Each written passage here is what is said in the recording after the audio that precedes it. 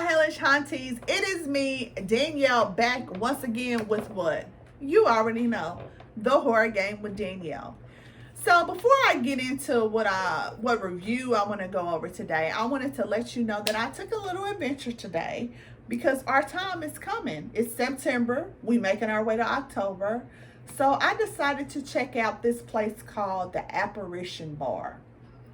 It is located at Three Trails Brewery in Independence, Missouri.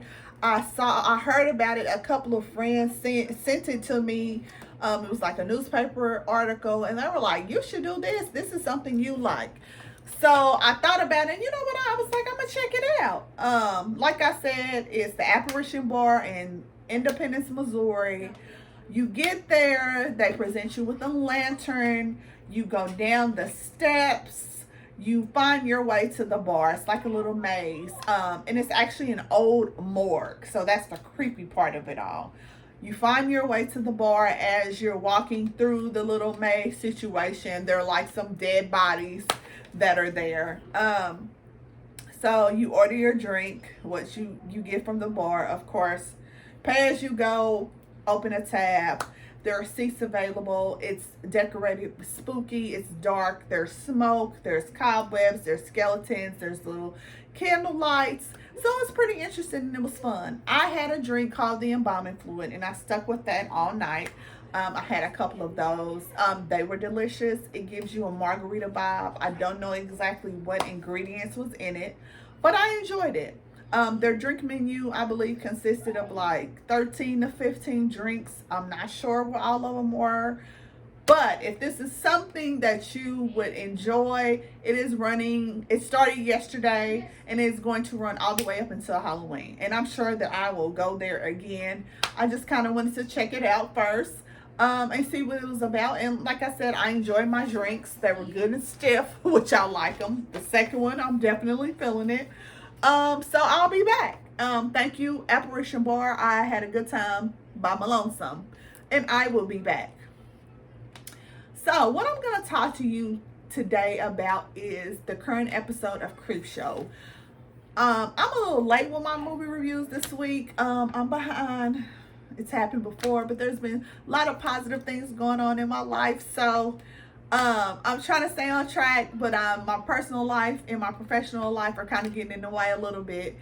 But I'm trying to fit it all in. So bear with me. I know I am behind. So with Creepshow, we know that Creepshow comes on AMC.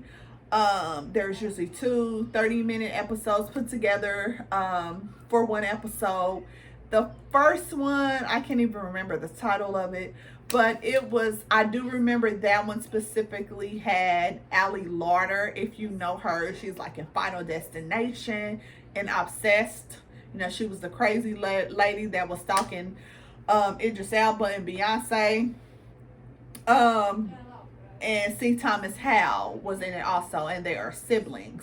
Apparently, their grandmother was a serial killer, and they sort of had a bread and breakfast situation where you tour the house and, you know, they're supposed to scare you. You know, pretty typical. But for some reason, they weren't making money off of theirs. Like other, you know, like the people that had a Jeffrey Dahmer house or John Wayne Gacy, they were making tons of money, but theirs wasn't really having good business at all. And I think it was because people didn't really know about their grandmother. They didn't know the history. So a lot of people had problems believing that the things that were true that they heard, or if she even really existed.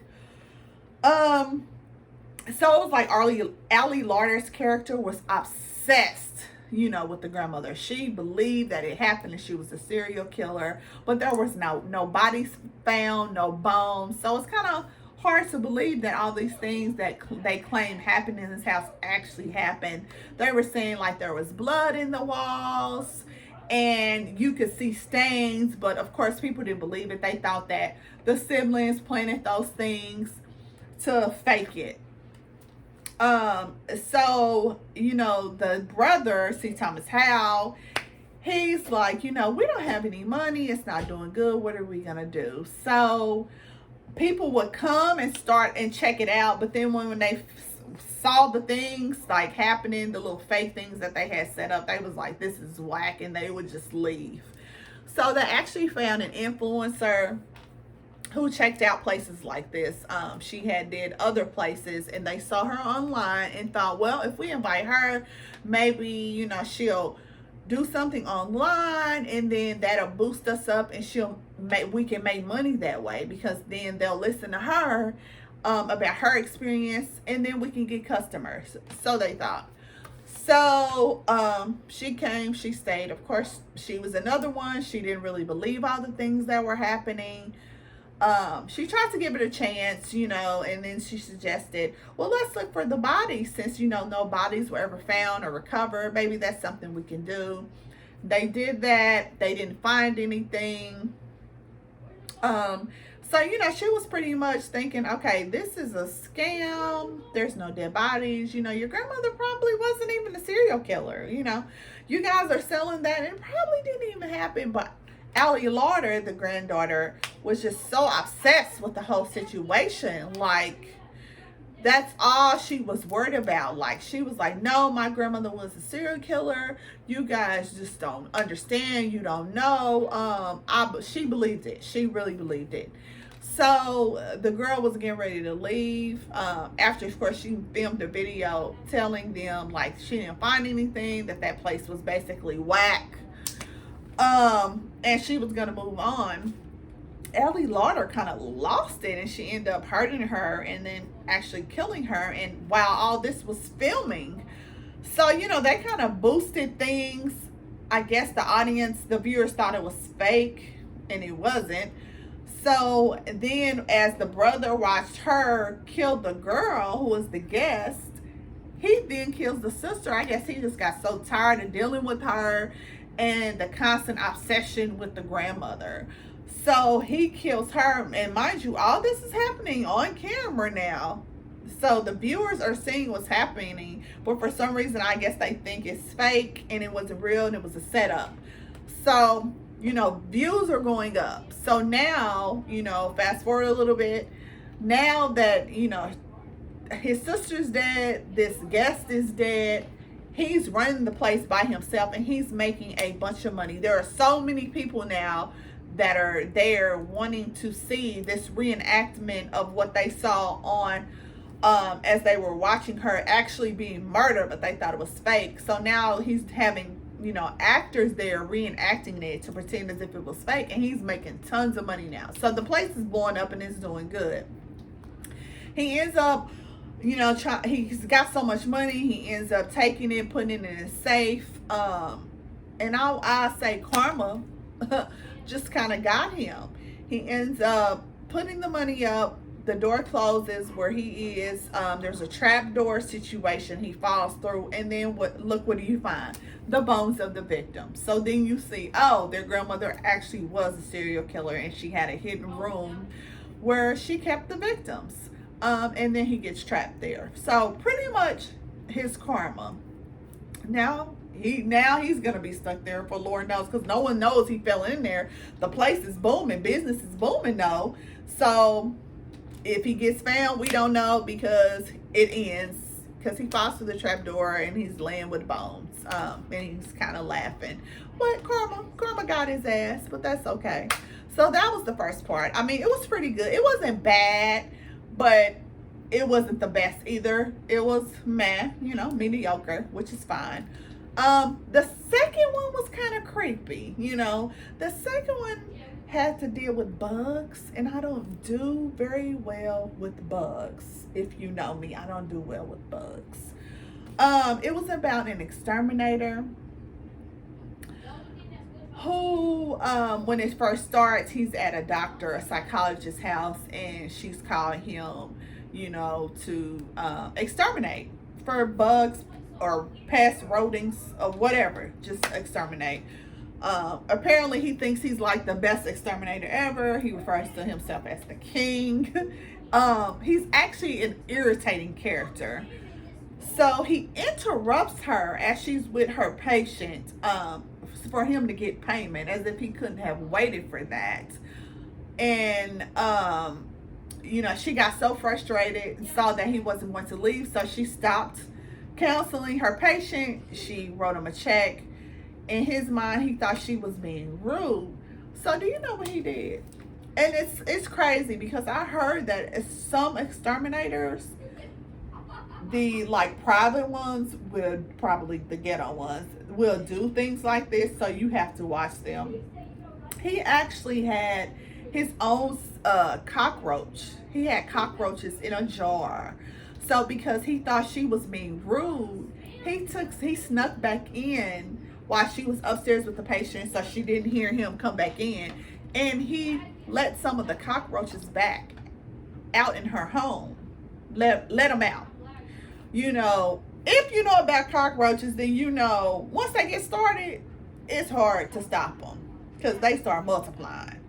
So he just had them in a jar, dropped some off. So now this poor lady is going to have a cockroach problem because you feel like she was being disrespectful because you interrupted her while she was with her patient. Like, are you for real?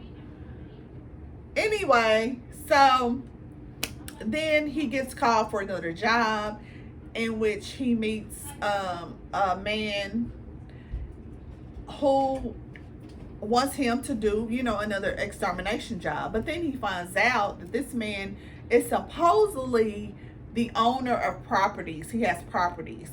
So he doesn't want him to exterminate bugs. He actually wants him to exterminate the homeless people that are living there because he has tried to get rid of them, so I guess he has a big project. He's trying to expand his building. He's trying to build new things in the area, but the homeless people won't leave. So he's called him in to exterminate the people. Of course, he's like, I am not a murderer. I kill bugs, not people. He's like, well, it's all the same. And he offered him a lot of money. Initially, he was hesitant about it, but of course, seeing all that money, he changed his mind. He's like, I can concoct something, the same thing I use for the bugs, I can give to the people. It will work just as fine. So I thought he wasn't going to do it, but later on that night, he kind of crept back to, the homeless camp. They were all sleeping, and it looked like they cooked like some big bowl pot, I should say, of soup that they eat. And one of the homeless guys saw him, so he approached him. They started kind of tussling and fighting. And one of the concoctions that he uses to kill the insects accidentally fell into the pot of soup. He has them attached also to his chest. He takes one of them and smashes it in the face of the homeless man to get him up off of him. And then that actually hurts and kills the man. So he's thinking, okay, I gotta flee. But now all the homeless people are awake and they're looking at him. They see him. So he runs off, and not realizing at the moment that those chemicals had fell into that pot of soup. So later on, he comes back to the place, and then the police and the ambulance are there because apparently all the homeless people had died. So he assumes, well, they must have ate the soup. So after then, he starts having issues. He starts having visions. He's seeing big flies and big cockroaches and big spiders, and he just starts tripping, like wigging out. So this is when it gets irritating to me because I don't want to see all these bugs, and they were creepy. Let me tell you, and you even see like this humongous rat. So that's the part I don't understand. I'm not sure if that was in his head because they would show it, and then when you turn and look back, it would disappear. I don't know if it was in his head. He was just tripping. I don't know. So I don't know if it was real or not. That's the part I'm having a hard time with. He's seeing these things. And then in the end, there was a fly that got into the car. And then it ends up looking like it was the homeless man that he killed with the chemicals. So now the fly is regurgitating. Well, the homeless man, have flies, how they eat, they regurgitate, and then they suck it back up. So now that man is doing it to him, and it's like his side of his face looks like it's melted. It just looks really disgusting. This ends up happening close to the psychologist from the beginning, the psychiatrist, psychologist, whichever she is, from the beginning in her home. So he ends up passing out, wakes back up inside her home, and she's like, what are you doing here? Like, why are you here? So now he's all frantic, you know, he's kind of out of his mind a little bit. So he's explaining to her. And she, you know, she's asking him, he's like, I need your help. You're a doctor, help me. So she's trying to help him. She's asking him questions like what's going on, as if he's now in a counseling session. And, you know, she's like, basically after all the questions, she's like, you just need to get you some rest. You know, you're just tired. You're suffering from sleep deprivation. You need some rest. So, you know, she's saying this in a very calming manner, and he ends up like passing out, taking a nap. So when that happens, she says, you know, I seem to have a cockroach problem now, and I know how I got it, because she's put together that he's the reason those cockroaches have spread, because he's probably the one who brought them out. But like I said earlier, I heard that exterminators do that sometimes. The hood ones, the ghetto ones, the ones that want to be able to return and keep making money, they will bring species to your house and let them free, so it can create a problem so that you can call them to come back. So be careful of that, because I've heard that. That's a thing. That's a real thing. So, you know, he ends up coming to out of his nap, and he's like he's like super small now. So he's on the same couch, but he's like itty bitty. She comes back in the room, and she's like, she thinks he's a cockroach. He's like, no, please help me, but you can't hear his little voice because he's so small, you can barely hear it. But in her mind, she thinks it's a cockroach. She gets a magazine, rolls it up, and squishes him after she pounds him to death. And then the guy that hired him to get rid of the homeless people comes to the door as if he's an exterminator. That's how it ends. So it was pretty interesting. I just don't like seeing things with a lot of bugs. Like, I don't like that. I don't like bugs. They're creepy. They're crawly. I don't even know why they exist. The only bug we need is the bee, so we can have honey. All the rest of them, we can get rid of them. We can get rid of the ants, the flies, the spiders. It's like, for what? Why are y'all here? We don't need y'all. Y'all serve no purpose. If there's a purpose, y'all let me know what the purpose is in the comments, because other than bees, I just don't see it.